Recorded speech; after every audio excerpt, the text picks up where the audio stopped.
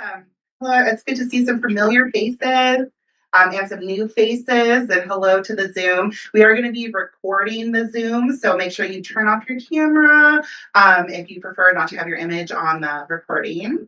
And welcome, everyone. My name is Aubrey Williams, and I use she, her pronouns, and I'm the Digital History and Open Scholarship Librarian. And I am so honored to be here with you all, with our fantastic panel, and with my colleague Julie Takanawa, every time I'm so sorry. Okay. Julie Tanaka. It's like I start adding vowels. The Associate Dean of University Libraries for Distinctive Collections.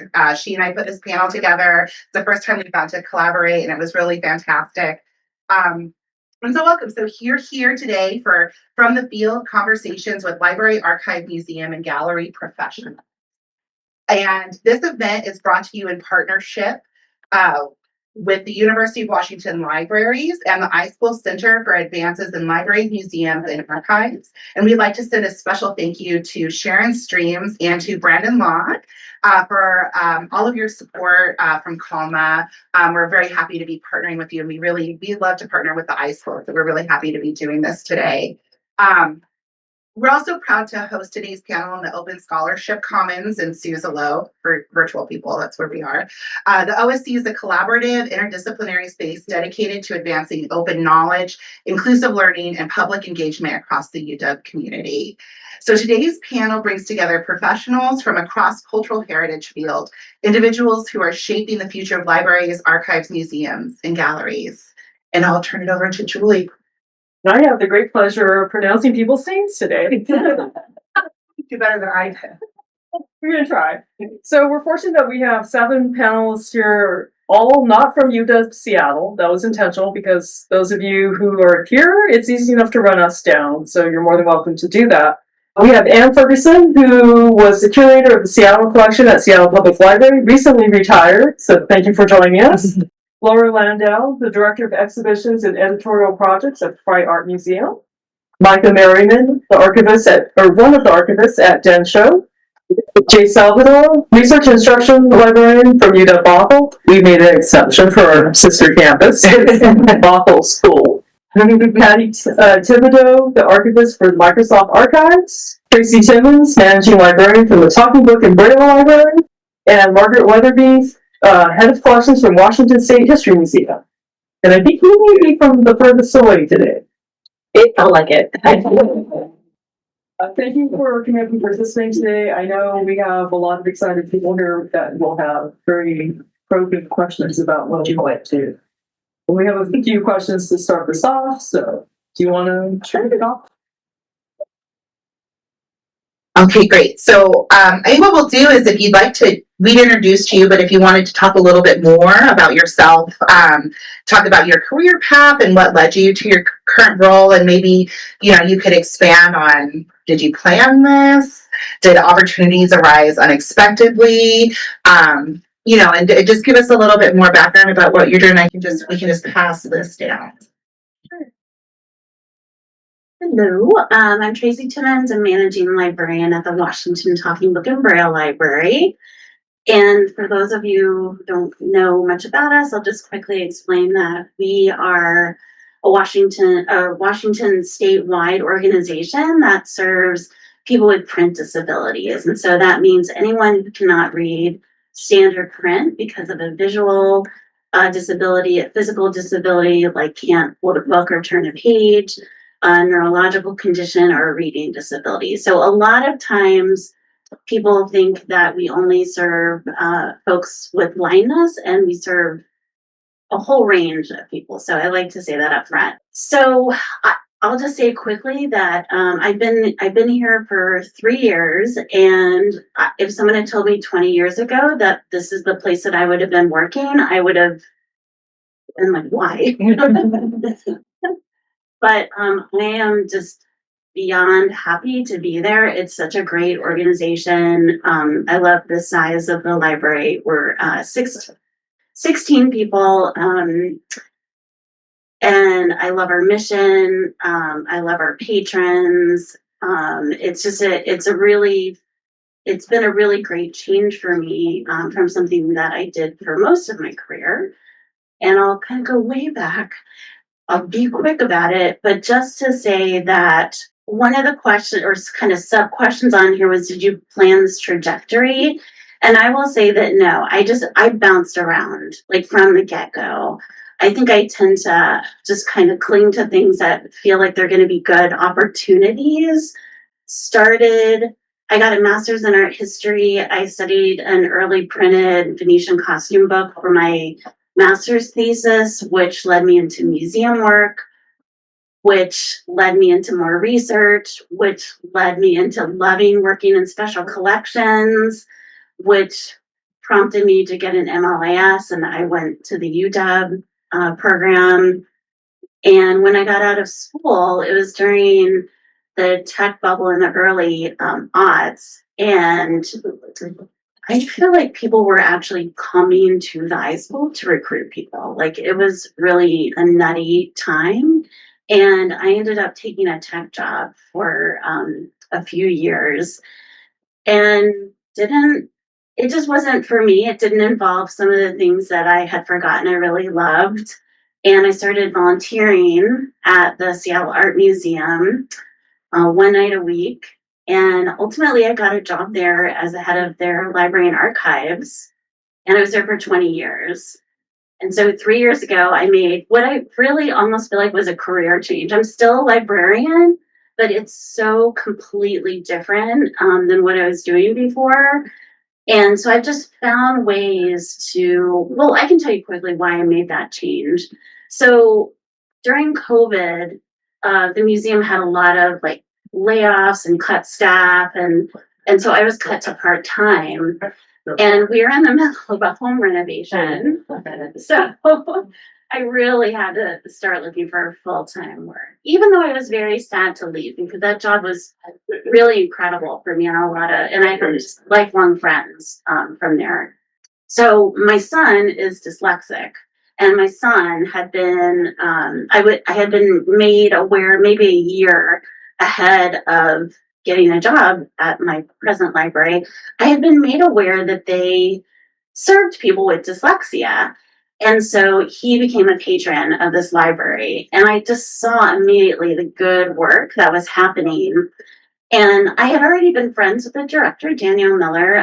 She and I have known each other for a long time, just in like the library circles around Seattle. And she mentioned to me that she was going to be looking for someone as kind of a managing librarian, kind of second in command kind of person. And I said, would it be really weird if I applied for the job? And she said no, I'll treat you just like any other candidate. And I ended up getting the job. And I think another reason that 20 years into a job is kind of a long time. And although I feel like I innovated and changed things a lot when I was at the Seattle Art Museum, I was kind of ready for a change as well. And just wanted to do something a little bit different with my brain. So now I'm fluent in Braille. I know all kinds of stuff about the blind community I never knew before. It's open, no pun intended, it's opened my eyes to just like this amazing community that I was not aware of before. And so it's been a great transition for me. Hi everyone, my name is Micah Merriman. I use she, her pronouns, and I am the archivist over at Densho. I'm one of about 5 permanent archivists who work at Densho. Just a little bit about my career path and how I ended up in this current role. I got my bachelor's degree from Willamette University down in Salem, Oregon, with a focus in history, specifically Japanese American history. So this is all going to make perfect sense. And then I left my undergraduate degree and started working a temp job for a medical supply company and hated every minute of work and really thought something was missing in my life. So I started volunteering at the Japanese American Museum of Oregon in Portland and discovered a love for museum work and collections work. So after, I think I was there for about 1.5 or 2 years on and off in a paid position as the organization, which at that time was a staff of 4, very tiny museum, could barely afford to add a part-time employee only on grant funding.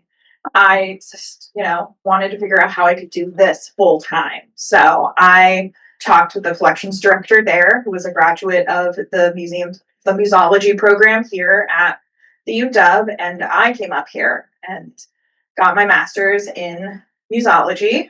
I graduated in 2018. And while I was at the UW, I had already made connections at Densho, which is where I work now, because the Japanese American Museum of Oregon and Densho had been partnering for the entire time I was down there doing a digital preservation project of their photographic collections. So I was in charge of that project. I got trained by the archives director from Seattle, who now is my boss.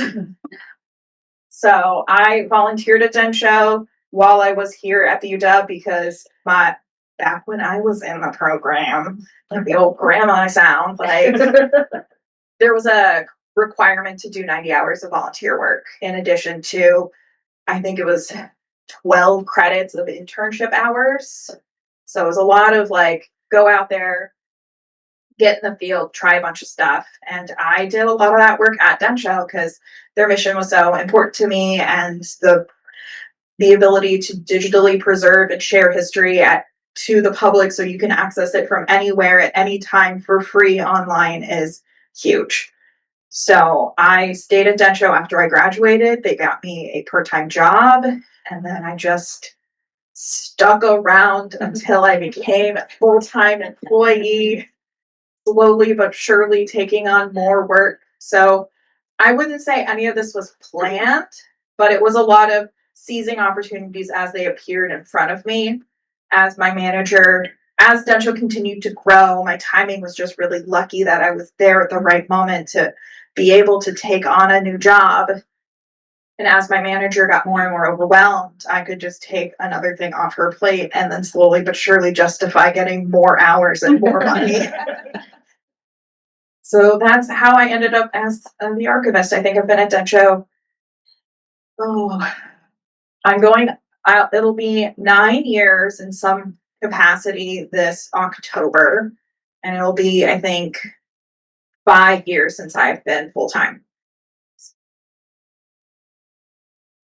Hi, I'm Laura Landau, the Director of Exhibitions and Editorial Projects at the Frye Art Museum. And my route to museum work was kind of similar, where I kind of knew I wanted to go into museum work once I graduated college, because I majored in history and I was really with that. So museums kind of made sense, and I always loved museums. And I kind of thought, I definitely want to work in an art museum, though, because I'd become interested in art history right when I graduated college as well. So I started doing some internships in art museums, and then I randomly met a woman at a GRE study class that had a job open at a natural history museum. And this was in LA at the time. So even though that wasn't my field that I wanted to go into, I just grabbed that opportunity, as several others have talked about, just taking the chance, even though I wasn't sure how that would go. And it was in education, and I wasn't sure if I wanted to be in museum education. But anyway, I took it and was there for, I think, 3 years, teaching kids about dinosaurs and minerals and stuff. But then I did go to grad school in art history, eventually did start working in art museums, really first in museum education, because that's where I had started my career, and just kind of continued that. But it was kind of during grad school where I realized I kind of started focusing more on curatorial work, thinking that I kind of wanted to do research and writing related stuff. So it kind of seemed more conducive. Those skills were more conducive to curatorial than to education necessarily. So I moved up here and started working at the Henry Art Gallery, doing a paid fellowship, which was really lucky, in the curatorial department, and started helping to assist on exhibitions. And eventually further from that, I began to realize I actually didn't really love being the curator, like being the person to organize the exhibition. What I like choosing the artwork and such. What I really liked was the organizational aspects of organizing an exhibition, and that led me more to exhibition management. And I just lucked out and got a job at the Frye Art Museum a long time ago. And I was in that job for about 7 years, and then decided I wanted to try stuff outside of museums. So yeah, circuitous. And I did work outside of museums for 7 years. But recently, now it's been 5 years, I've been back at the Frye, starting out in my old position, which someone here took my position a long time ago, David. So yeah, so I am now back at the Frye, and I feel really fortunate but I did bounce around quite a bit to get to where I am. So. Hi, I'm Jay Salvador. I embrace all pronouns, they, them for short. I work at the UW Bothell Cascadia College Campus Library, 11 miles northeast and full of beautiful wetland. This was not a planned pathway for me. I got an undergraduate degree in studio art. I was a painter, and then shortly after graduating with my undergraduate degree, went into teaching, and I taught painting and composition, not painting, sorry, all forms of art, based on the tools and supplies and equipment that we had, and composition. And it was when I realized that I didn't like the feeling of grading. Like grading didn't feel just to me. It felt like there was a lot of arbitrariness and lack of justice in there. That I thought I don't need to be an instructor of record to help people keep learning. And so I went to library school. My plan was actually to get a PhD in information science, and I knew that I could come to the iSchool. I could also get a degree from an ALA accredited program. So I applied for the master's first, and kind of was exploring that. And I thought actually that I was also maybe going to be a detective or a private investigator. This is a weirder story than so because they asked in one of the first days of orientation, like, oh, what are you going to do with your degree?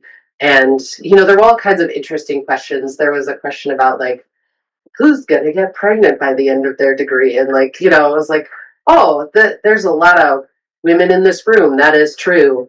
But there was an interesting, but I remember I was like, I'm going to be a PI. And then, yes, in preparing and hearing towards the end of my degree that we were being strongly encouraged to leave the area if we wanted to be academic librarians, because jobs on the ground here are tight. And I don't know still the ratio of graduates who want to work in academic librarians, or who want to work in academic libraries, to the open positions in the area for academic librarians. But that is something really to consider. And so I thought, okay, it might be hard for me because I'm kind of stuck here. My family's here. At the time, my partner was here. We had concerns about moving. And so I said, I'm going to try and stick it out. So I thought I could go to night school, because UW also has, or had at the time, I don't know actually, I should have looked up if this is still going, but the continuing ed, professional and continuing ed as PI night school. So if any of you like talking to people, I highly can recommend it. The skills really transfer. Keeping records, staying organized, being detail oriented. There's a lot of transfer. And so I was finishing up my PI certification. I was finishing up my degree. I spent about 9 months looking for jobs, which was a hard time, but it also, really helped remind me that my value is not in being a worker or, contributing in a certain way to society or capitalism, but that it's just, being a creature of the universe. And then I actually was hired at King County Department of Public Defense as an investigator. And when that contract was up, there was fortunately a position open at UW Bothell, and I have brought like the things that I like most from my careers to the role that I have in reference and instruction. I get to investigate. I get to do research and dig into things and pick out the snarly details. And, I get to help people be lifelong learners and help motivate them to that without having to. I'm not in a position anymore where I'm imposing grades on anyone, which is very liberating for me. And so no, it was like kind of a snaky path, but it feels like it makes so much sense. Like I'm getting to pull those things. And I hope that those of you who are searching for work really do think about all the parts of yourself that you bring in and what you'll be bringing to the work. Hi, I'm Patty. The question of if this was where I wanted to be, 100%. Not necessarily where I am, but in the field, 100%. Went to school for cultural anthropology because I'm like, I do not talk to people. I need to learn how to talk to people. So I did the thing that made me the most uncomfortable and did that with a minor in museum studies. And then as soon as I was getting ready for graduation, tried to find a job and couldn't. So I went straight to grad school. So I went to grad school in California, tiny little program that doesn't exist anymore. So unfortunately, there will never be another John F. Kennedy University graduate. But went to school there, got my master's in museum studies. And because, you got to get a discount when you can, I got the dual degree program. So I did essentially buy one, get one, 25% off. So I have my master's in museum studies and an MBA, which has actually been really helpful because I've always wanted to go into collections. That's where I wanted to be, not necessarily archives where I am now. I wanted to be a registrar, a collections manager. I wanted to work in the deep, dark dungeon that is a collections in the dust and the dark. That was my hope. Because again, I'm not a huge people person. So it's like, let me hide away. But then again, when I was leaving graduate school, we had a lot of the same requirements that you had to have certain internships, you had to have volunteer hours because we were doing dual degree programs in my cohort. The museum studies classes were in the day, the business classes were in the evenings. So you were going all day doing classes in 2 different campuses around the Bay Area, plus work, which made things a lot of fun because as I'm learning in Seattle, the Bay Area is almost just as expensive, if not more. So you had to hustle. And so coming out of grad school, I found how to find a job at a nunnery. So I worked with a collection of women religious for a while, part-time. And from that point on, I did nothing but contracts. I got to the point where I was working 7 days a week for almost 3 years, doing multiple contracts in almost every part you could imagine in a museum. Did archives, collections management, facilities management, education, worked with volunteers, like anything I could find. I'm like, can I fit it into the schedule? So luckily I didn't have a family, didn't have kids. I'm like, I have nothing but myself. So I can do anything I want right now.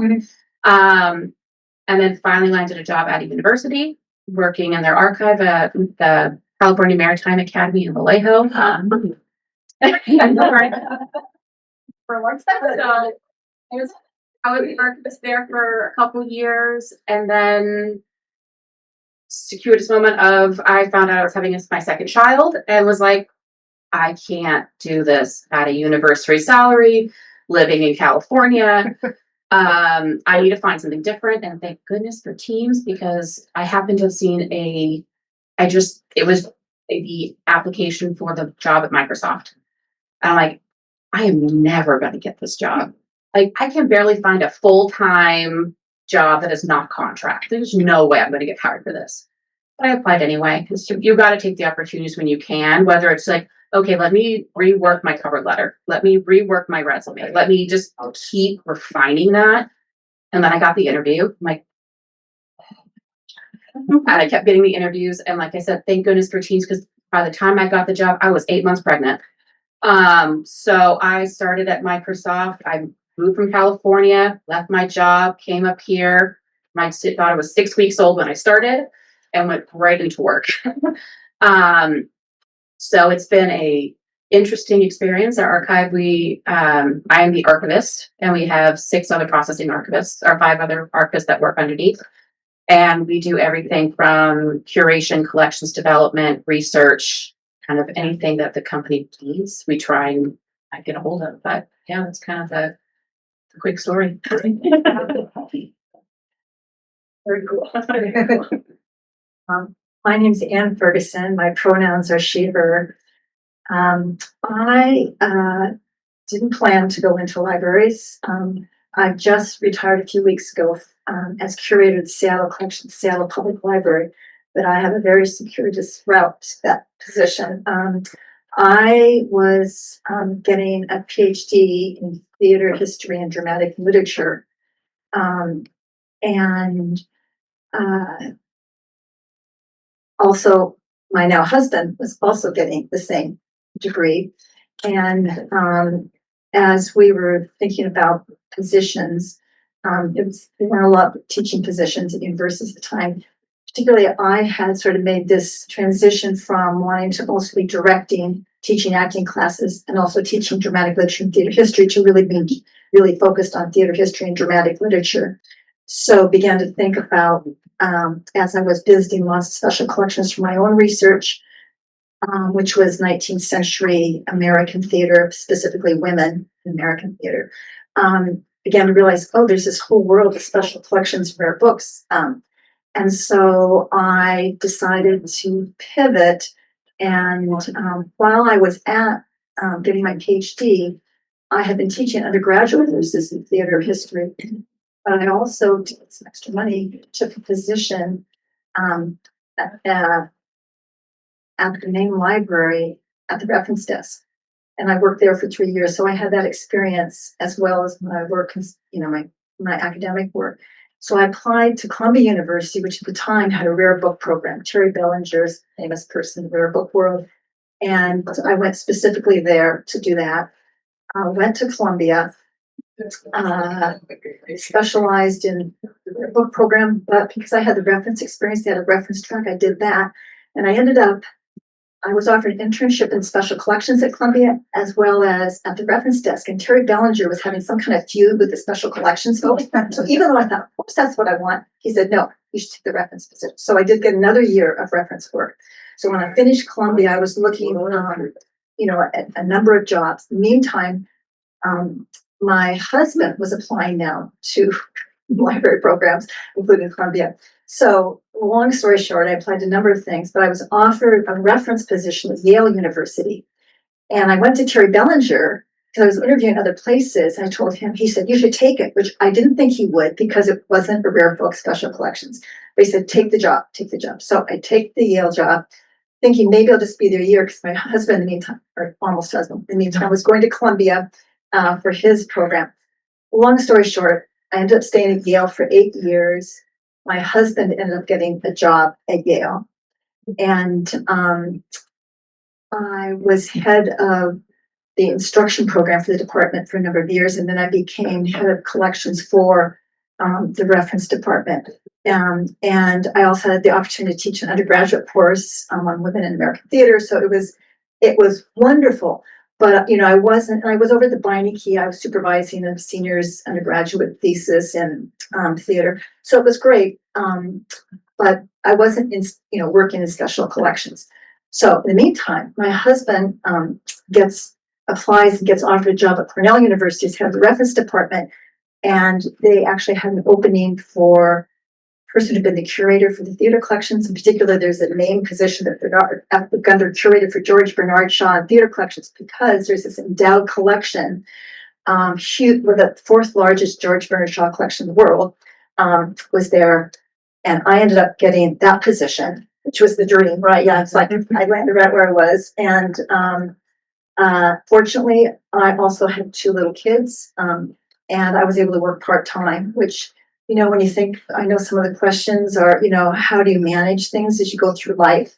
You have a partner that maybe need to be living somewhere, or family members, you have kids, you know, pregnant, whatever. And so that worked out. And I loved that job. I got to fly to London and buy a manuscript, shop manuscript. I bid at auction. I went to New York City, and you know, and I was getting other collections as well. So, and I had a lot of money because it was endowed. So it was like the dream job in terms of my background.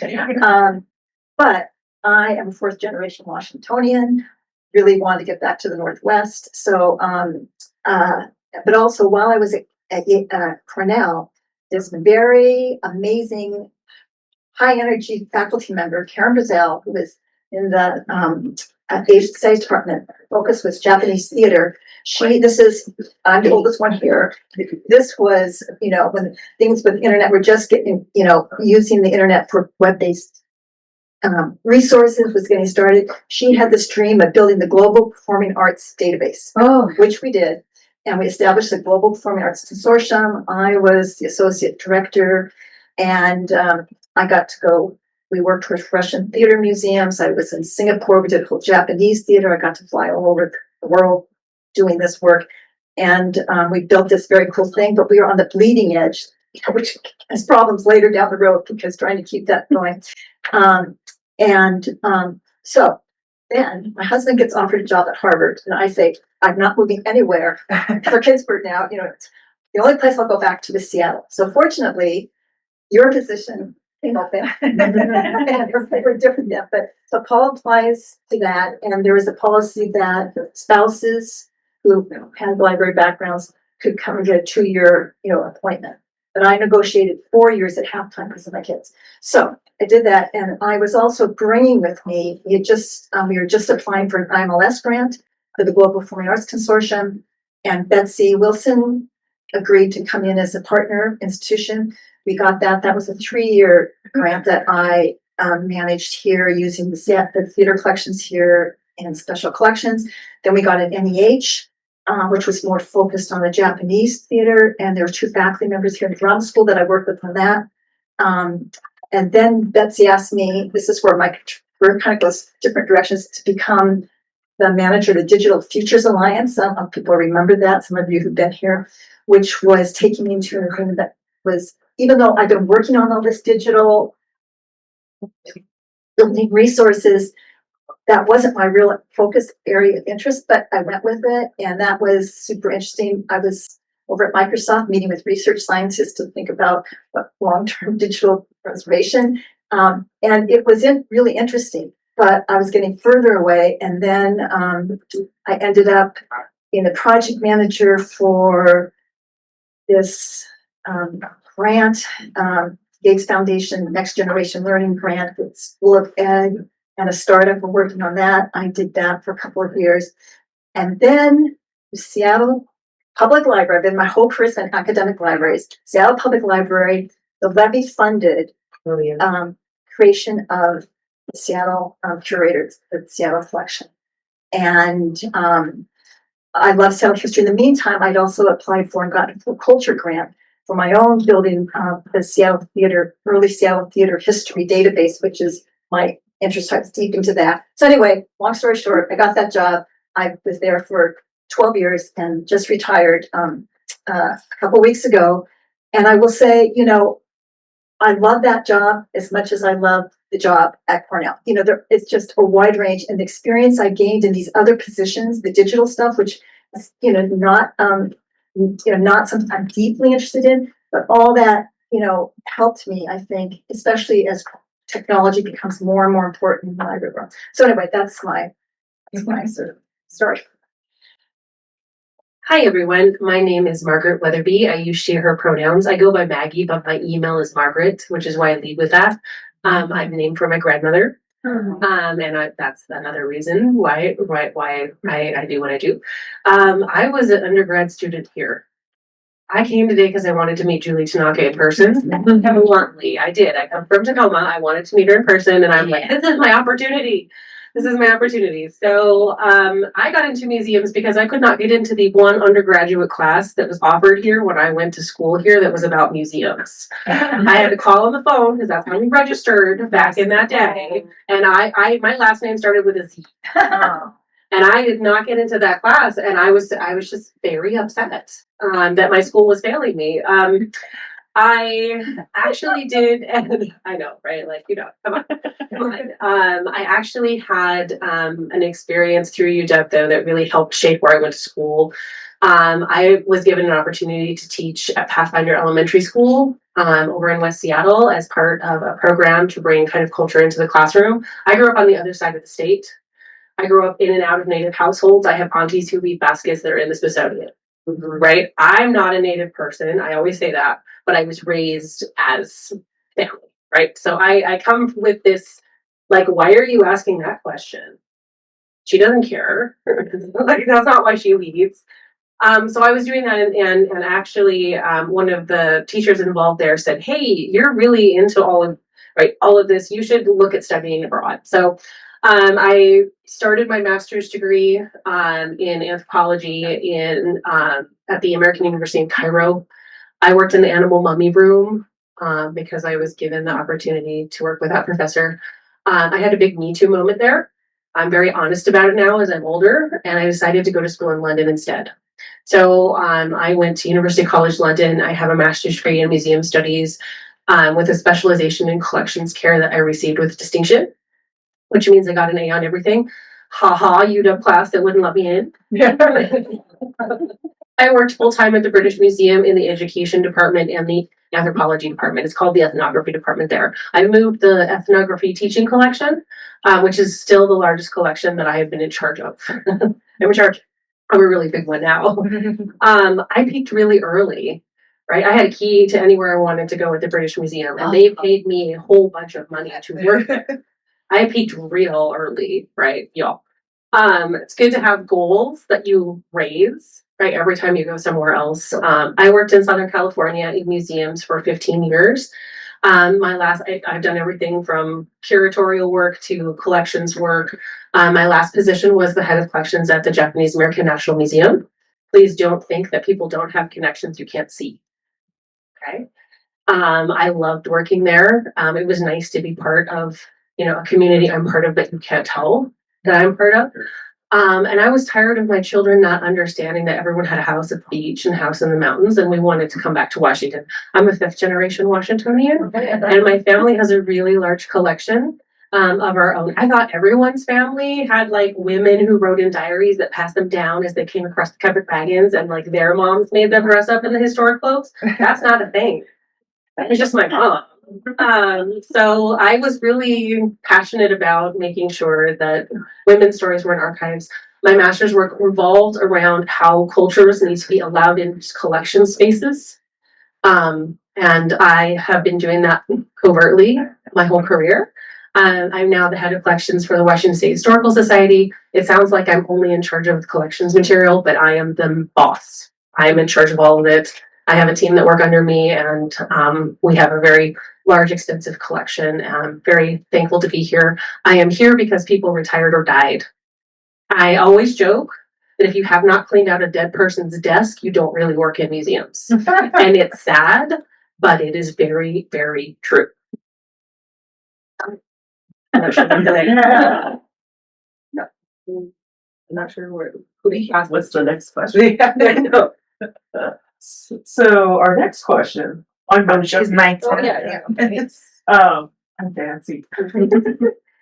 What skills from your MLIS education have been most valuable in your current role? And are there any skills you would have wished to have developed more during your studies? In other words, I should have paid more attention and done more of that. Or it was a good thing I paid attention. That was really useful.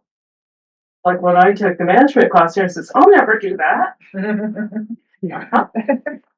So you want to go reverse, or if you want to pop around? I'm happy Just to no go reverse. Okay. I did not estimate the number of meetings I would sit in. You have to get used to, if you want to come to this kind of level, being the person who doesn't do the fun work, but the person who raises the money to do the fun work and meets with the donors to do the fun work and is very in depth with an executive team, right? My team gets to do the fun work because I don't get to, and I'm fine with that, right? Like that. But I think that's something that a lot of people don't understand, right? As you kind of move through at that director level. Also, I can't use a digital archivist because our collection is not in good enough shape to have one. If you come to me with a digital archives degree, I can't do anything with it. I want to. That sounds amazing. Right, but I can't do anything with it. So I would say be careful of specializing too small because you're going to pigeonhole yourself into career. If you're not careful. The thing that I learned the best, I think, out of my program, was we had to write a grant, like a full federal grant. It was one for England, so it was giant. And it taught me so much about what the hardest part of this work to me is raising the money for the work and making sure people understand that it's important. And it can be a huge extra load. Yeah. And I'm really happy I learned how to do that. And I think the other thing I would tell you all to do is just, if you see something you want to try, ask. Because you never know who you're going to get on the other line, end of the line, and they might just say that we actually are getting ready to work on that now. So I think I didn't answer it all the way, but it's great. I think that for me, in terms of what I found most useful when I was in the library program was actually the internship that I did at New York Public Library and the Performing Arts Library. There's a theater collection there that was for archival processing, which is something I had no background. I used lots of archival collections in my own research. So I found that really useful. The other thing is I had selected Columbia because of the rare book program. And the classes that I took focused on that, which were extremely beneficial. We got way down in the weeds. But I felt like having chosen that program that had some things that were exactly matched what I was interested in was the best thing that I got out of the program. Also, I love living in New York City because there's so many amazing institutions, libraries, museums and so on. So I think sort of exploration I did and meeting of other folks in those roles was also very useful. Definitely second the internship and making the most of that experience that laid the groundwork for a lot of things. And I think obviously knowing, the best archival practices is always nice to have, but coming to, especially having done the internship, realizing that that's an ideal. Like, that's what we want to do, but that's not how it always happens. And being able to think on your feet of like, how do you, make the difference between what is actually happening.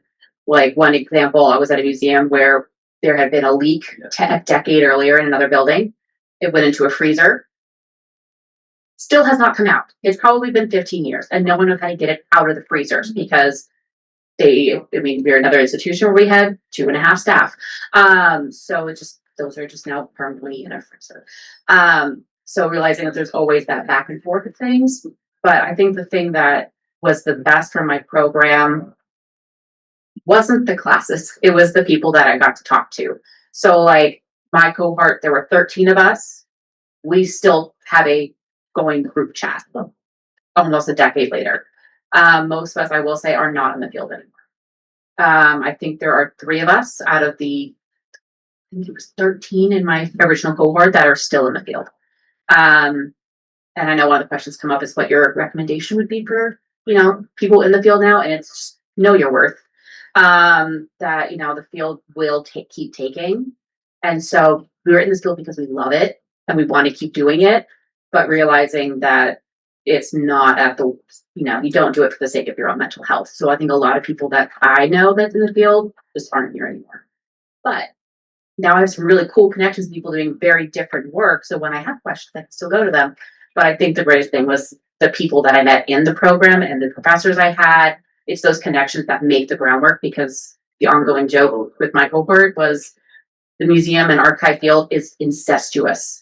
You will find people that you worked with at this place that's now here. Oh, I know that person. Like, once you start making those connections, that network grows exponentially, because I know the field is every city has its own little incestuous network. So once you get into it, it makes it a lot easier to kind of know where to go. That's really a small world.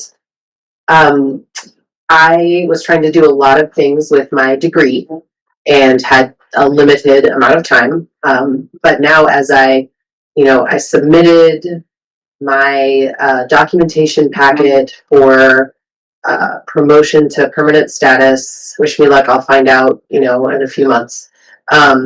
Submitted that back in the fall. And so now I'm like, ooh, got room to breathe. What do I want to do?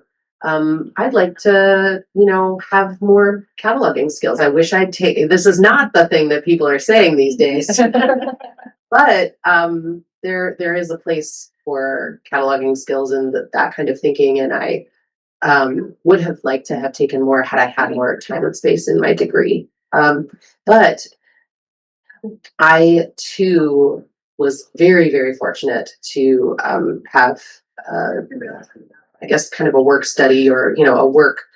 I got a library job while I was in library school, and I think one of the things that has been made really clear to me since that time, and now just kind of hearing and seeing the field is materials are not going away, and knowing how to handle materials is really critical. And that might be news microform, that might be rare books, that might be card catalog cards that you're digitizing, that you're moving online. And there's so many special things about that, and kind of having a sensitivity about the materials, I think, is really important. And this is coming from somebody who works in an academic library, where so much of our collection is ebooks and digital articles and things like that, but there is still a role for the kinetic materials. And I will also say I am probably going to be delighted to, I'm just saying it right here to my employer, going to be delighted to spend my career as a research and instruction librarian. I'm excited to hear so many stories of happiness and fulfillment in so many different kinds of positions and at so many different levels on this panel too. I also took a management class, which was great because it let me know that's not what I want to do. I said the same thing. There's that. I went to a graduate program that was really helpful for me because it was a master's in art history and in museum studies. So I got kind of the academic side and a more practical application. And this was at USC in LA.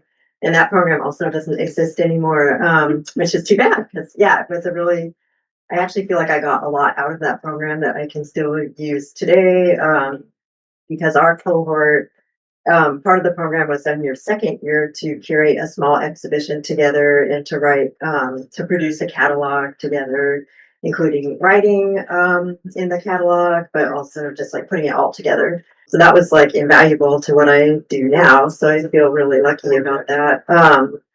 And I think even I'm remembering back in my program, we even went over stuff I probably thought I would never do, like budgeting. So it was really, really practical, but then I got the art history side too, which was awesome. I guess as the resident alum of this school, I can name drop several actual classes that I really wish I had taken and classes I was so glad I did take. Inside the musology program, there are two classes that have been invaluable to me in my career so far. The first one is collections management with Holly Kaiser, who is the registrar over at the Burke here on campus. And her class is great. It's a two-part. There's technically 3 parts to the class, and I did part one in the lab, which is part 2, and then there's actual second year class, which is at the SAM inside their conservation studio, which I was very disappointed I wasn't able to take based on my schedule. But the first part of the class is hugely helpful if you want to do anything related to material collections, because you learn not just the basic, like, here's how you handle a rock, here's how you handle a painting, here's how you handle paper and negatives and AV film. You learn how to find that information again later, because you're not going to memorize it and keep it all in your head for the next 50 years of your career.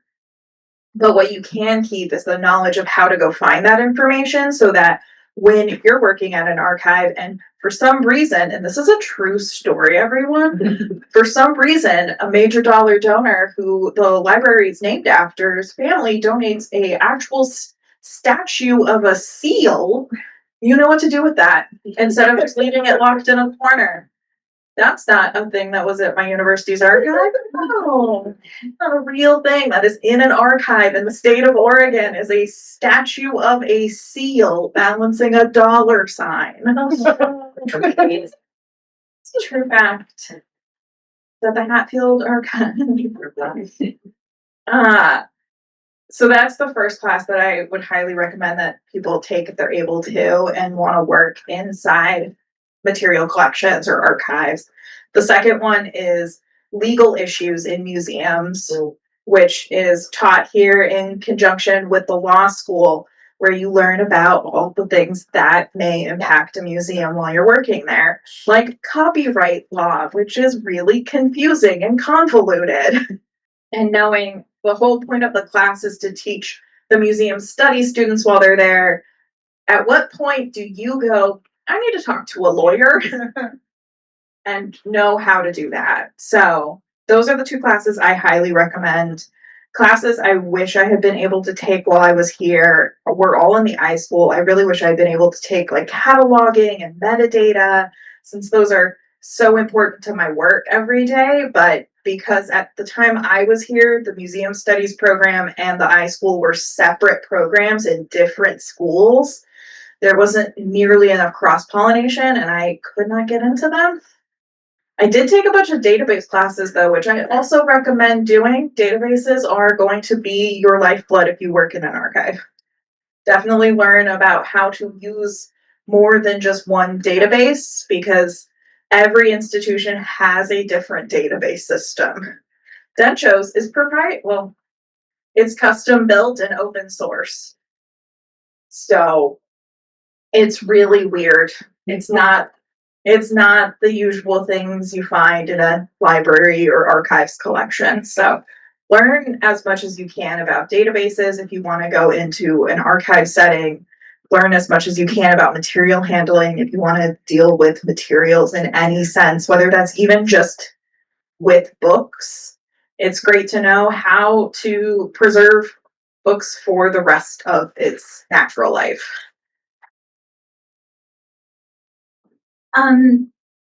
Yeah, for me, I would say, if I had to pick out specific classes, I was really into cataloging. And when I went to school here, I think I ended up taking 4 classes or something. I think things are a lot different now. Alison Carlisle, for anyone who knew or remembers her, was just someone that I really bonded with and took a lot of classes from. And cataloging has sort of followed me around for every job that I've had, not in a sense of, well, like, oh, I'm cataloging with LC subject headings, but just that mindset of it has followed me around. And I think that was very important. I definitely echo the database classes. That has also followed me around. I think the one thing I feel like very much benefited me when I was in school was networking. And networking can take all kinds of forms. I think knowing your classmates really well, you never know when you're going to encounter them in a different setting in your life. Getting to know the staff at the library here was super helpful. As I'm sitting here thinking about it, I think almost every job that I've had there was some connection that I had to somebody there, or friend of a friend, or somehow heard about it from somebody that I might not have heard about else otherwise. But I think doing internships, volunteering, diversifying yourself as much as you can. I didn't mention this before when I was talking about my career path, but the first job that I did have out of the high school was as a web developer for a software development company. And they were asking for a computer scientist. But I'm looking at all the job requirements, and I'm like, I do all of it. I know all of those things. I can show you my work and all of these things. And it was just a sense of it was just because they didn't know. They didn't know what people who got MLIS degrees did. And so you never know. I mean, I think it's kind of a beautiful thing about the library, museology programs, that you can do so many different things, and you never know what class is going to help you do something. Like, I never thought management would be I was like, I never want to manage people. But I always have ended up managing people, and managing projects and budgets. And so that was very helpful too. Thank you all. It's so great to hear everybody's like, I think especially thinking about like community and about your fellow classmates and stuff, I would second that as well. I think we want to open it up to students, but before we do that, I had one question. I'm going to skip a little bit ahead for one more question, because I think there's definitely an elephant in the room that all of us in this library would talk about. And that's how have changes in federal policy, political climate, or public funding priorities impacted your work or institution? And how have you had to adapt to these shifts? And then if you want to expand on that, what are some strategies that you have found effective for advocating for your work, or sustaining fundings in uncertain times? Yes. I'm looking at you, Tracy. So when Julie and Aubrey were talking to me about doing this panel, I actually had to write them back and say, I just got a layoff notice for the end of June because our IMLS funds were cut, which funds 25% of the staff in my library. And there's this whole state budget deficit that has affected the state library, which we're a part of. And luckily, the IMLS stuff was reversed, but we needed to kind of change the way that it was being, those funds are being implemented to try to save some of the positions that were going to go away because of the state funds. So, and like when Anne, when you were talking about like the NEA grants and the NEH grants and the IMLS grants, like I sit here and think about, those are not a given anymore. And that's kind of frightening. It's very frightening. And so I think it's been really interesting to me to see how my organization has sort of pivoted to think, how can we fund ourselves by not relying upon federal money, or we gotta change the way that we're funded state-wise, because that was not working. And so a bill did get passed, HB 1207, that is going to apply document filing fees to court fees. And I feel like that's one thing that's not going to go away. We're always going to be using the courts. Hopefully, maybe, no, I shouldn't say never. I never say never. But so they figured out a way to sort of fund us, but we're still going to be losing staff. But it's not as bad as it would have been. But yeah, I think one thing that really touched me was our patrons just reaching out to us and saying, what can we do? And people were very vocal. They were very vocal to our senators for the federal funding, and our Congress people, and they were very vocal to our state legislature. And so I think there's more work that's going to go on. And one thing that, I don't know, I'm not exactly sure how this happened, but we got a lot of press. We were on two of the local TV stations. We were in the Seattle Times once on the front page. We were in the International Examiner. We've been in all these different places. And so it's kind of interesting because I often feel like no one knows about us. And suddenly everybody knows about us, and they know us because we're losing funding. So I think we're just trying to do our best right now, and really engaging with our community very strongly. And state workers, we can't tell them, call so and so and tell them this. It's just like, if you're calling us, you're saying what you wanted, what can you do? You can talk to your legislator. And I know of a group of people who actually went down to Olympia and knocked on doors. And these are blind folks that went down there and knocked on doors in the state capitol. So it was pretty amazing. So Dentro's in a unique position because we are a community-based archive. So we are primarily funded by our community, and we work for the community. So well before this current administration and its prior term, Dentro had about at least half of its funding comes from our donors and our supporters. And then the other half is split between local grants and foundations and state grants and federal funding. And we went through a similar issue of, oh no, what happens when we can't get federal funding anymore? Because the largest grant that Dentro gets approximately every 2 years is called JAX, the Japanese American Incarceration Sites grants, which are funded by the National Park Service.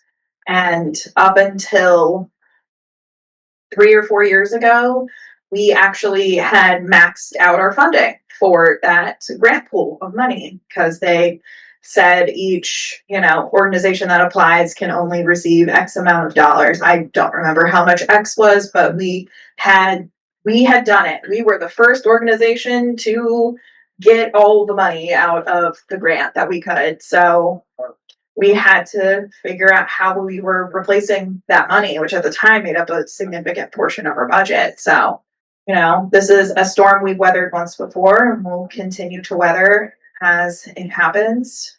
So we're always looking for funding sources outside of the federal government, because we know that we may not always have it.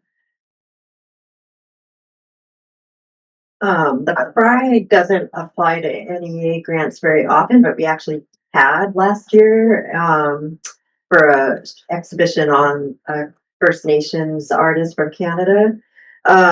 And I don't think we've heard about it, but we're obviously not going to get that grant. But even if we did, our director's been very strong in saying that we just wouldn't take the funds because we don't want to comply with whatever the administration is putting all these restrictions on people who do receive, on institutions that receive grants. So we're in a lucky position that way, that we don't have to rely on those grants. Like, that exhibition will still happen. So it's kind of a catch-20. We should probably have been applying for more federal funds in the past, but because we haven't, we're not in dire straits that way.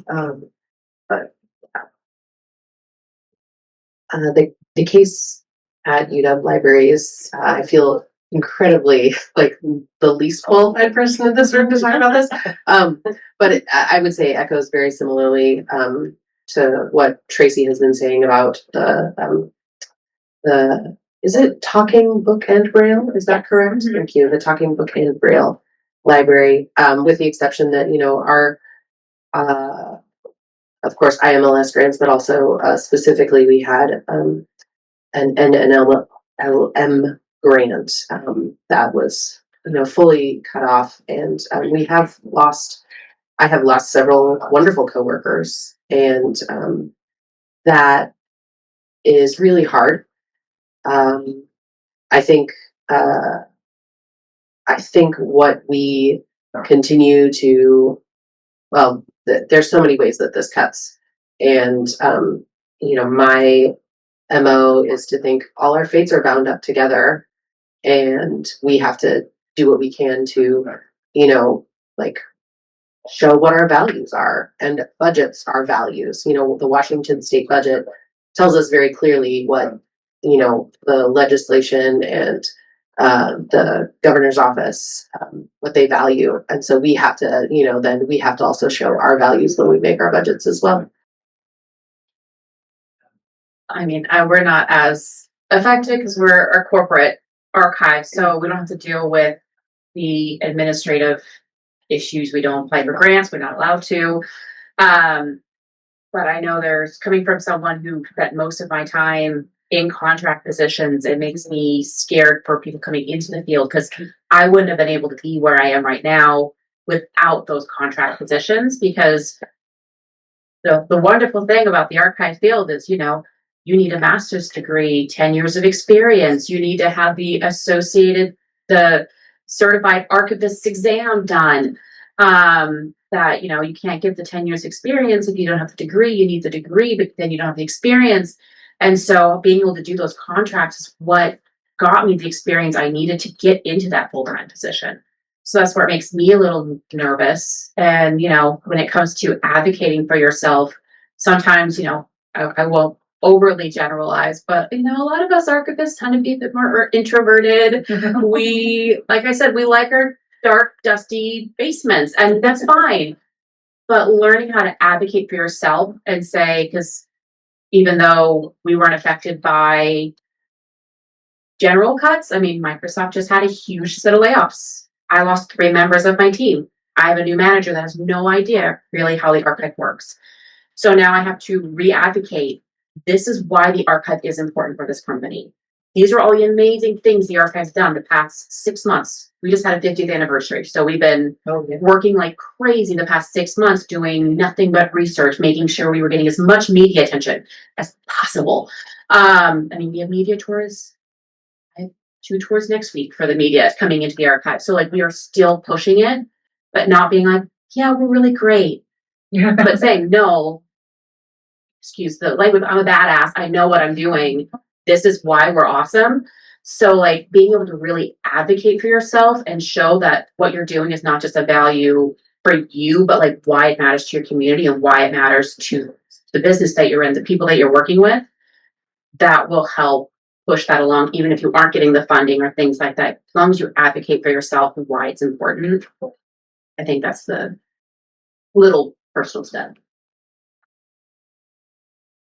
I think I'm speaking for my most recent position as curator at Seattle Public Library.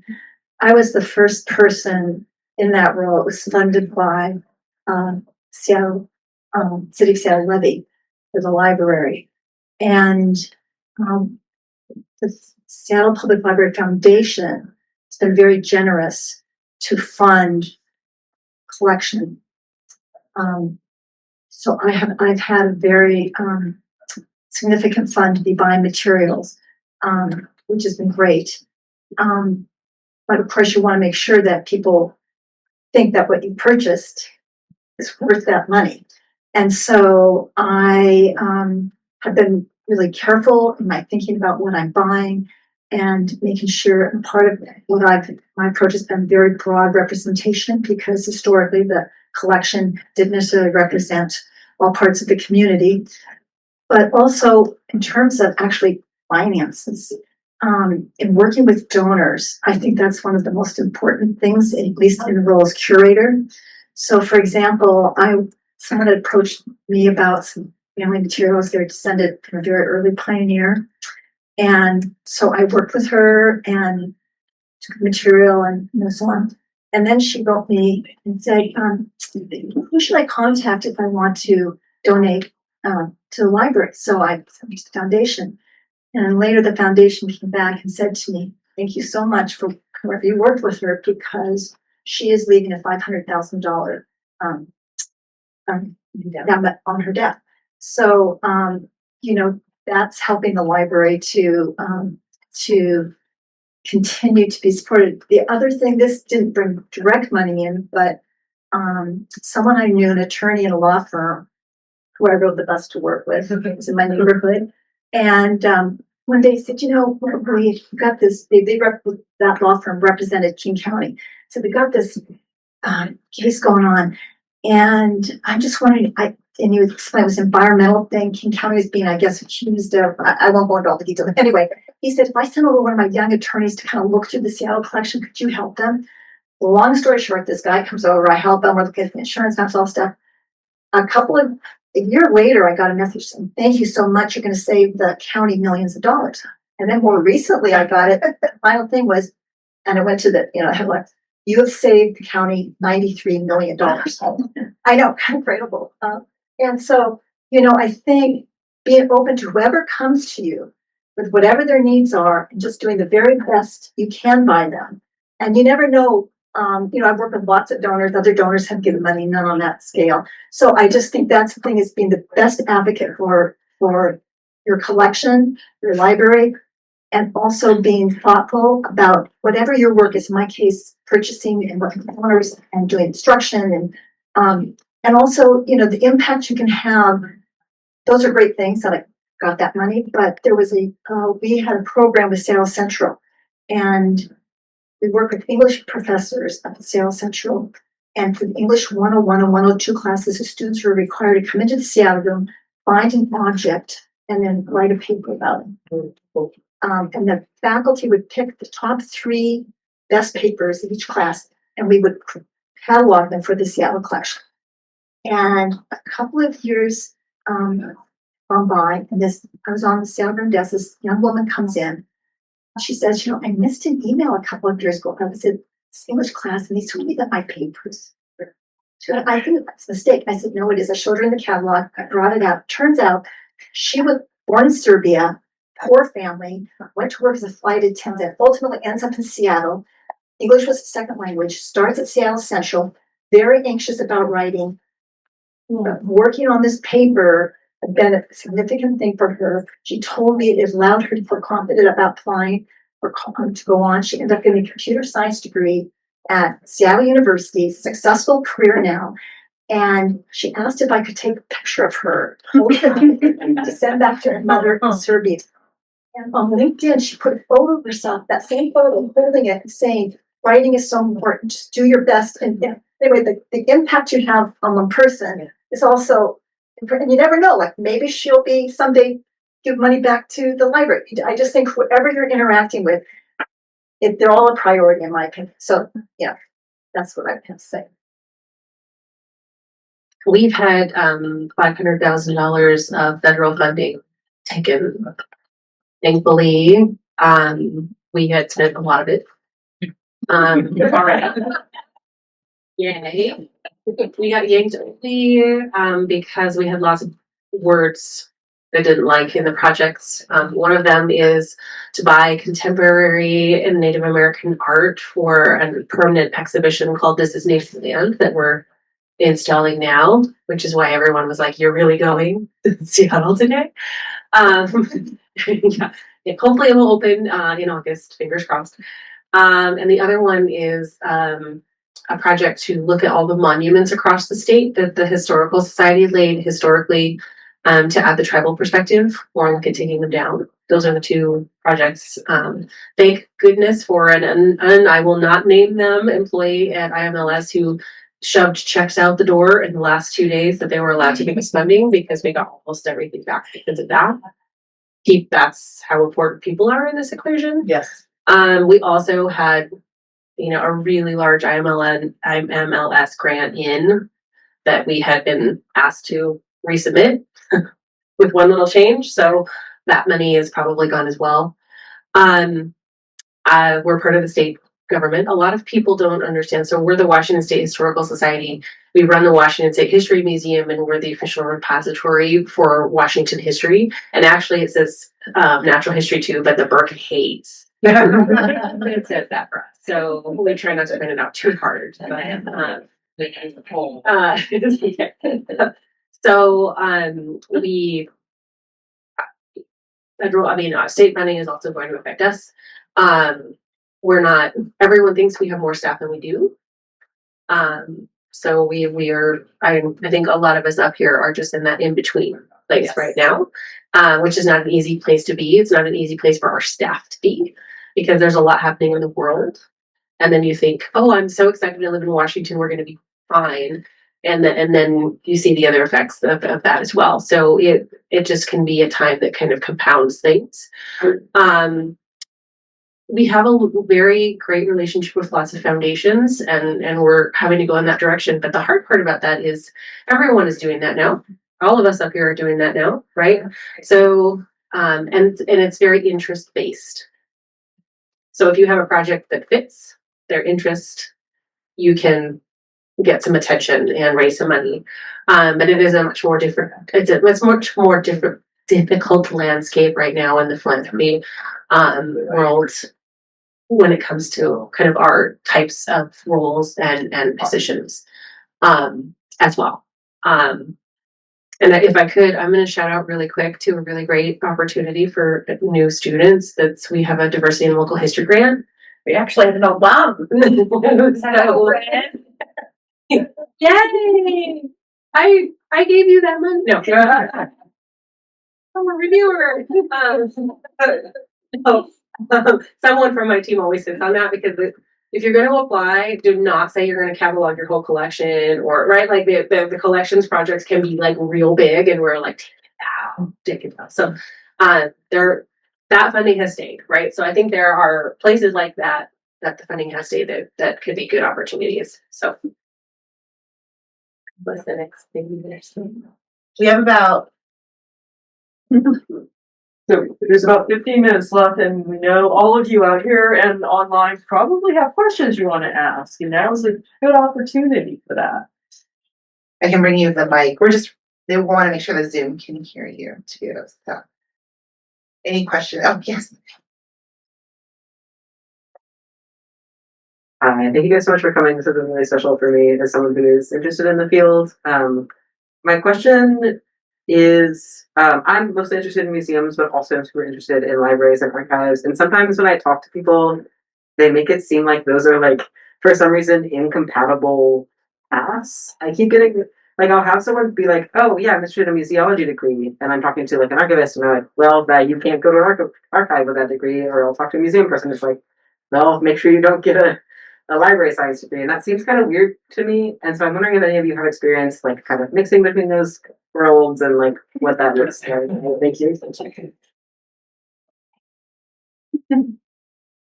Yeah, that is the exact vibe I've been getting from the field for a long time. I have a museum studies degree and I work in an archive.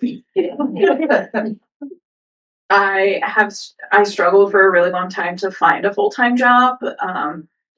Even now when I apply for other positions, I'm shocked if I make it into the interview round if it's an archive because of my museum studies degree.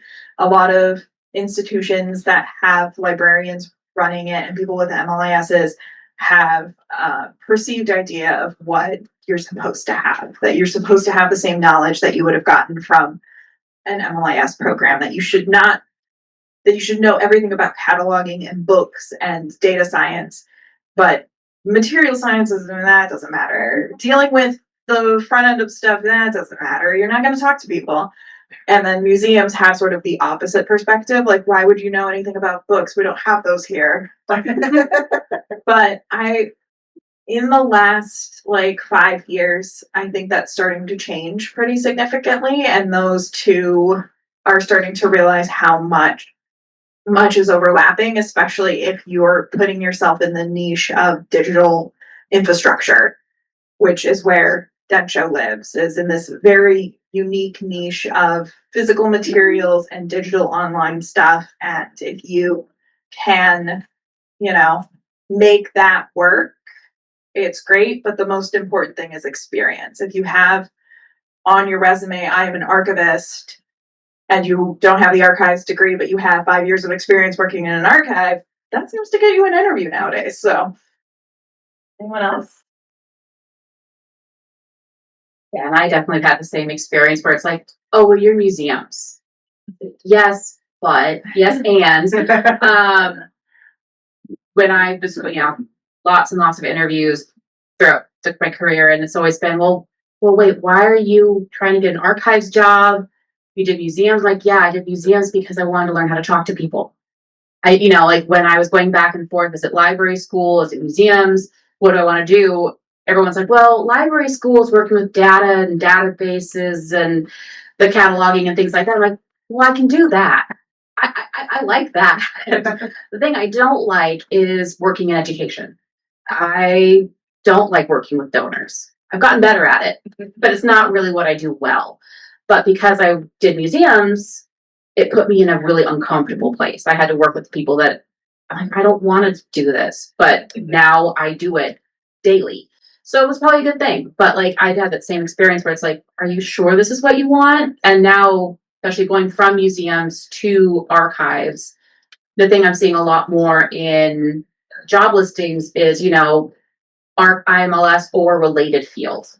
So it's like, okay, I feel comfortable doing that. But then also a lot of people are putting that ACA certification as a requirement. So right before I applied to the job with Microsoft, I had just got my ACA requirement a few weeks earlier. So I wouldn't have been even able to apply to the job I have now if I didn't have that certification. They still wanted an IMLS, but they also wanted that on top of it. So luckily I had the related field, the experience, and that additional certification, so that I feel like saying that, yes, I have my degree in museum studies, but I have the Academy of Certified Archivists thing. It helps me kind of bridge the gap of like, yes, I know how to do museum stuff because my archive, we have a lot of physical assets. We have costumes, we have textiles, we have computers, all the fun stuff. That's not just paper. And I've also been at museums where I'm managing the library. And it's like, oh, well, you do have a lot of historical books talking about, the way that, airplane engines. I was at an aviation museum. So there was nothing but old military manuals of how the engines worked. So we need to know those. So there is a lot of crossover. It's just, especially when it comes to talking, you're figuring out how to weave it in such ways. Like I did this purposefully and there's a reason for it. And here's why it is. And like, oh, okay, that makes more sense. And like then kind of having to explain the overlap, which is not always fun, but it's fun. Do you want to invite them to speak or should we read their question? Michelle's question was, can anyone speak to the challenge in finding jobs outside the US? I can. They don't want to get you a visa. Having worked in museums in England, if you're trying to get a job in an European Union country, they will preference anyone from the European Union above you, and they have to get you the visa to even be considered. I can say the same though. For coming in here, we can't sponsor a visa. I'm never going to be able to do that. That sounds amazing, but it's not a realistic thing that no one would be able to do.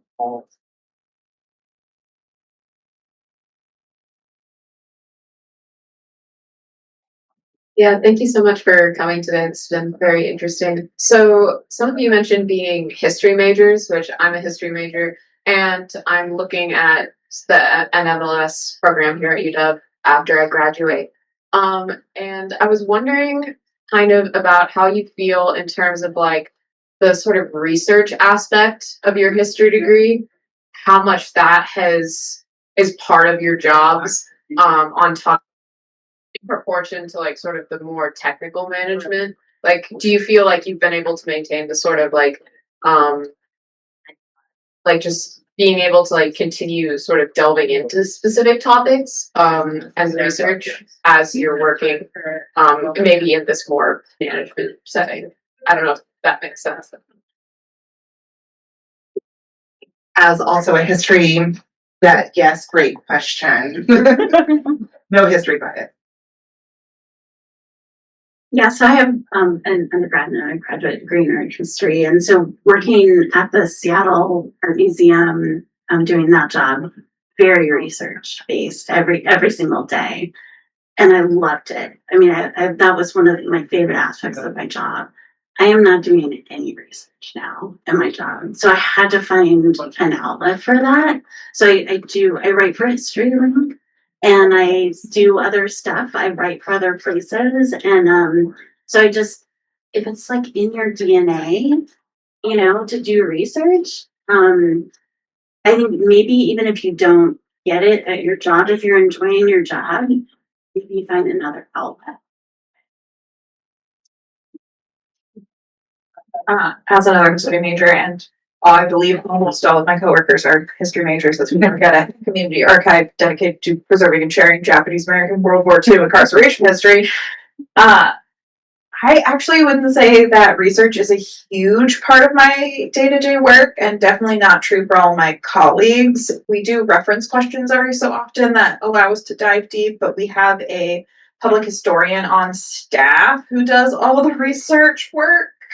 That's his entire job description. He is the most knowledgeable person on Japanese American history you will ever meet in your life, more knowledgeable than any professor at a college. It's insane how much he knows about this topic. But a lot of us got into the field because we didn't want to be doing historical research, at least in our office. We all were like, professorships, that doesn't sound fun. Academia, no thanks. We're going to go hang out in a dark room and catalog things all day. That sounds much better. So I think it depends on the institution, but I'd say at least in our organization, for an average archivist, research makes up maybe 2% of what we do in a week. So anyone else? I would say that as curator for the Seattle collection, first of all, I had a very generous budget, so I was buying material all the time. So just considering what I'm going to purchase, I was doing deep dives into the material, looking at what else we had. So I thought I knew a lot about Washington State history when I took the job. I know so much more now just because of that. And also, we have people can write in with reference questions for the Seattle collection. So we have folks who are writing books on subjects, and we're helping them. So even though it's their research, we are often the ones digging. Same thing up in the Seattle room where we work with researchers. So I felt like that's one of the most pleasurable parts of the job is I get to buy all this cool stuff, but also it's my own interest in terms of certain areas of research, and I get opened up to all kinds of things to the research that others are doing. So I think that's one of the great things about the job. So I think if you're a history major in certain kinds of roles, you would be able to keep doing that kind of research. We do it every day, all the time. It's always something new. We just finished with a group of interns, and they said, all we're going to do this whole time is research. It's like, yes, go back to high school. You don't want to do this. So it really does depend on your organization and the work that you're doing. But for us, it's an everyday, all the time situation. This is a pretty open-ended question, but if you each just want to share one piece of advice you would give to folks entering the field or re-entering the field, related to just Networking. I mean, that's been so useful. That's been my best tool for every job that I've got. Yeah, I would also say being open to things too, because you never know. I mean, like I said at the beginning, I would have never thought I would have been in the job that I have now ever. I wouldn't even have thought 5 years ago I would have been in this job. But I'm really glad that I am. That's just something that's about. So yeah. I guess my advice is sort of two-parted. It's very much persistence. You got to keep trying. You got to keep applying. You got to just stay in an office, and eventually someone will pay you money to be there. And then the other half of it is also really great if you land a position of any sort, whether it's a contract or an internship or volunteer, temp, whatever it is, if you can make yourself invaluable to the company, if you can take something off a plate of somebody else's, then they're more likely to keep you around. It's hilarious. I actually was gonna say openness and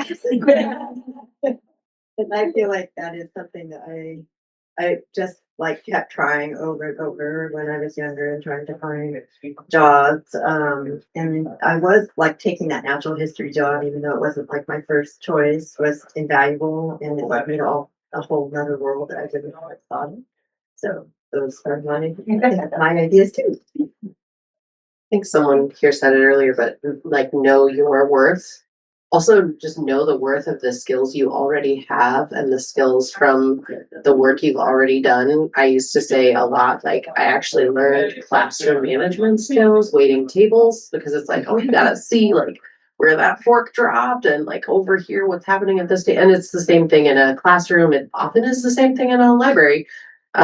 So know your worth, know the worth of your skills, and you know, they will apply. It's actually just how you frame it to any prospective employers. Definitely the know your worth. I think as hard as it is, especially when you're entering the field, is like giving yourself some grace. Like this is a very small field with a lot of people trying to find work. And that's terrifying because it's like you're not guaranteed a job somewhere. And I mean, I spent 2 years looking for a job, trying to get out of the university job I was in. And that was with 8 years of experience and all the degrees and everything else, and still could not find a place that would give me the time because before I got this job here, I was trying to find a part-time job at my local history center. And they said they would not take me on. I'm like, don't be afraid to ask the question. So I was like, okay, what could I have done to improve my resume? What could I have done to improve my cover letter? And they're like, it wasn't specific enough and we didn't know you wanted to be here. I'm like, oh, okay. Okay, so my 8 years of experience when you needed 3, my master's degree when you needed a bachelor's was not enough. I did not show my desire to be take a part-time job from a full-time job that had benefits and everything else. Like, okay, I get it. So yeah, knowing your worth, not being afraid to ask the question, whether it's how do I do this? Where do I go? Will you look at my resume? I've actually been talking with someone at the iSchool here who I met at a conference in New York. Out of all places, we just happened to bump into each other. The first person I met at this conference in New York was someone who had just graduated from the program here. And she and I have been talking. We've had coffee sessions. I looked at her, she was looking at her recipe this morning.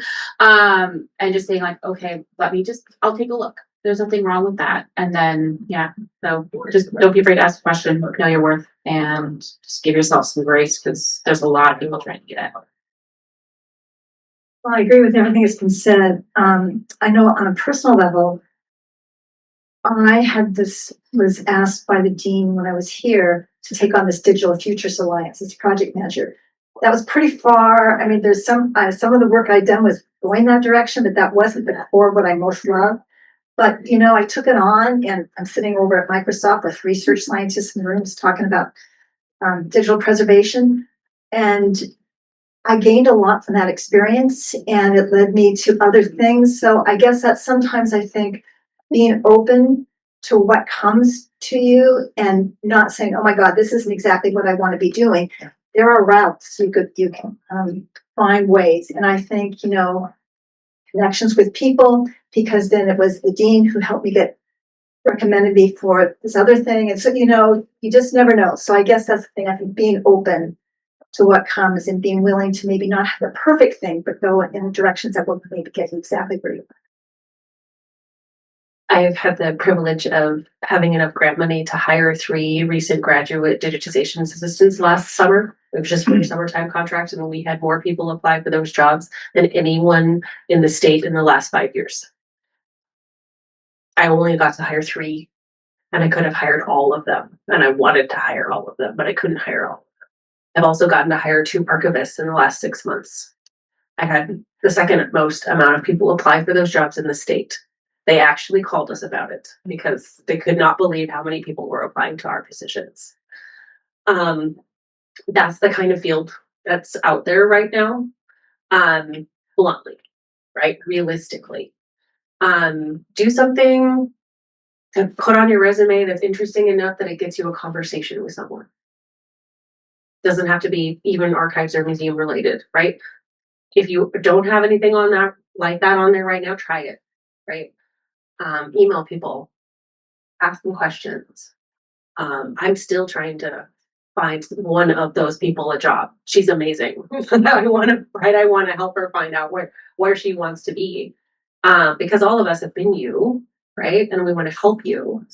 But it's just a particularly tough market right now. And again, just with the limited funding, right? But try something that you wouldn't expect. Read the instructions. If you're not interested in the job, don't waste our time.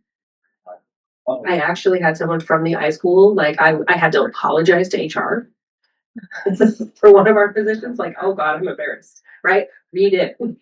Really want to apply for it before you apply for it. Well, with that, I think we're at time. We're past time. I'd like to thank all of our panelists for agreeing to come in today and talk to us, bringing a wealth of experience across the board from all different walks of life. Not to discount any of our other colleagues here, as I mentioned, we're all here for you on Seattle campus if you want to come in and talk to us. We're around, so please feel free to do that. And thank you to all of you and those of you that are online for participating today. A final thank you to CALMA, to Brandon, who's here representing CALMA today, for their support. And again, thank you all so much for taking time out of your day. I think you have people here that you can include in your network now, so reach out. You know each other, you've seen each other in person, so that's the first step. So thank you again, and if you have any questions, feel free to ask, and if they have time, maybe you can even ask today. Thanks so much.